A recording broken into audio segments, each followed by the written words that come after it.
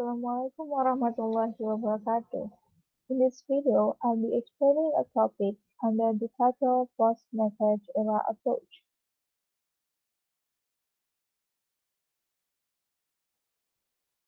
Before going to the main explanation about the post-method era approach, I'm going to give a brief concept of methods by two experts.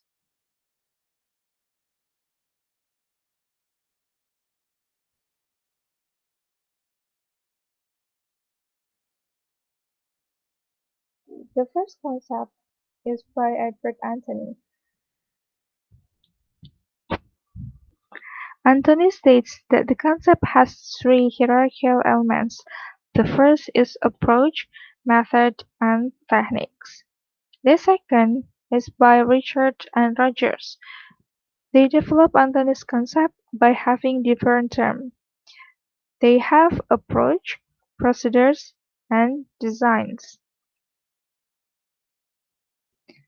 After explaining the concept of methods, I'm going to explain the variation of method that has developed quite vary. Okay, the language teaching methods before post method.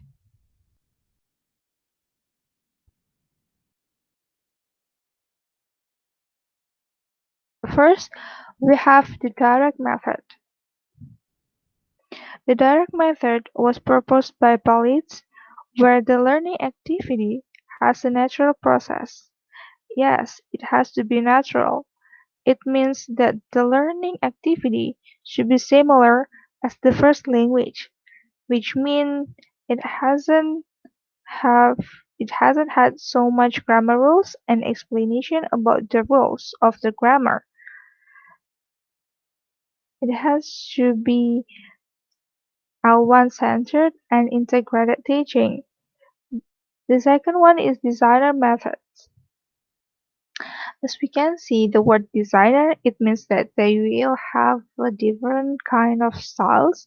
So here we have 5 points. The first is community language learning, or we can say CLL. Charles, Charles Cushing called this model as counseling learning, where the class is set as a group of sharing. The second one is Suggestopedia. It is more like the comfortable learning situation where the teacher gives the material in the right condition. So the teacher have to know when is the right time to give the learner the material. So the learner will be ready to receive and do the learning activity. The third is the silent way.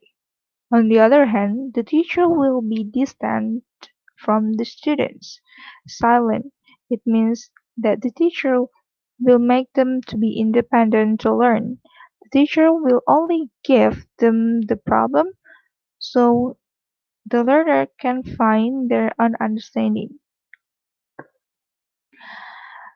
Alright, so the fourth is total physical response. With this method, the teacher will have some imperative words to make the student move physically. The last from this method is the natural approach. Okay, this method aims that the students will have an ability on the basic personal communication skills. That is everyday language, such as conversation, in the shop, in the market, and others.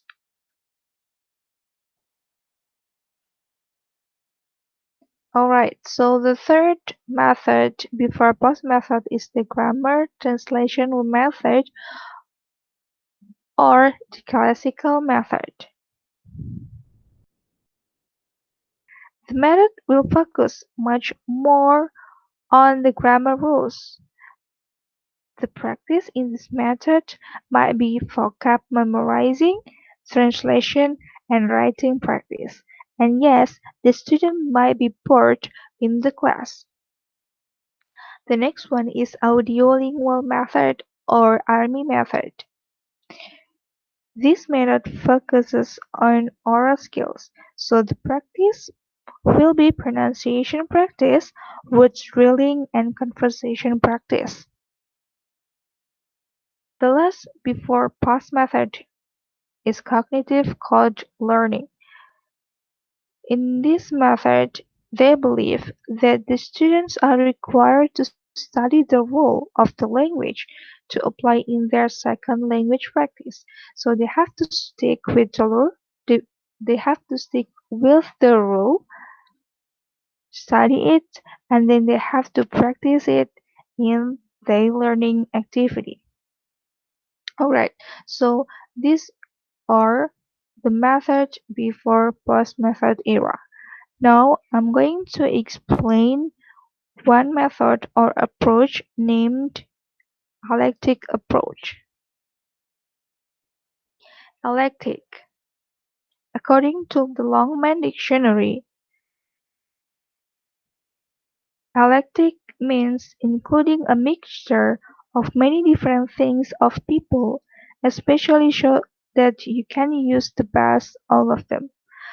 Yes, and from this definition, we can say eclectic approach is when the teacher apply many different methods. So you will combine the various methods in one single class.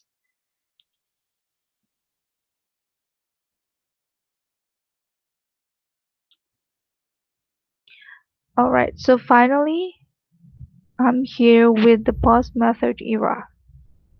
Over time, many experts argue at which method is the best method for the class activity. As yet, we cannot say one method is the best because we cannot ignore the condition and the challenge that we face in the classroom. So finally, the post-method era proposed by Kumaeavadivelu. He stated that the post-method era or post-method is sustainable to apply in the class. This method demands us to be more understanding to the level, to the character, and we have to look for the suitable content for the pedagogical activity. Well, post-method pedagogy indicated by three-dimensional parameters. The first is the parameter of particularly.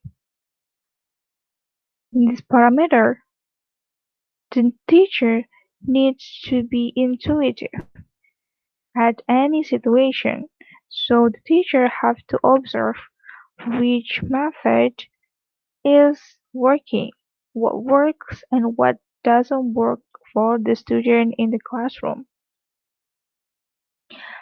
The second one is the parameter of practicality. It means that the theory and the practice in the classroom should be balanced and to be effective.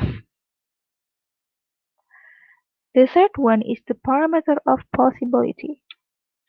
Any possibility can happen in the classroom. It can be from the social background, it can be from the political environment, even the level of the students. So it means in this parameter, the teacher should make the class activity more flexible for the students.